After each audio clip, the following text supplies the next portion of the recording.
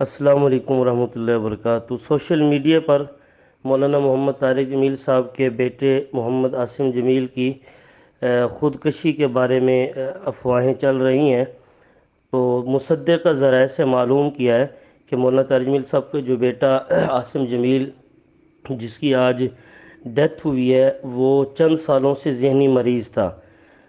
مصدقہ ذرائع سے پتہ چلا ہے کہ پروفیسر ٹائپ اچھے ڈاکٹروں نے مولانا طارق جمیل صاحب کو یہ کہا ہوا تھا کہ اس کے باہر حصار رکھا جائے، ممکن ہے یہ اپنی جان بھی نہ لے لے، تو مائنڈلی وہ اپسیٹ تھا، اور اس کو جو ہے وہ شعائیں بھی کچھ عرصے سے مسلسل ذہن پہ لگائی جا رہی تھی۔ تو وہ ذہنی مریض تھا، ماشاءاللہ علماء جانتے ہیں اگر ایسا شخص ہو تو وہ مرفوع القلم احادیث کی روشنی میں ہوتا ہے۔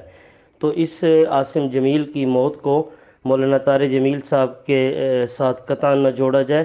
وہ ایک عظیم شخص ہیں، اللہ تعالیٰ نے ان کو لاکھوں کروڑوں لوگوں کی ہدایت کا ذریعہ بنایا ہے۔ شاید ہو سکتا ہے کچھ دین دشمن عناصر مولانا طارق جمیل صاحب کی اس محنت کو شیطان کی صورت میں ضائع کرنے کی کوشش کریں گے۔ اللہ تعالیٰ مولانا طارق جمیل صاحب کو اس عظیم سانحہ پر صبر جمیل نصیب فرمائے۔ وہ ہمارے لیے کل بھی قابل احترام تھے، آج بھی۔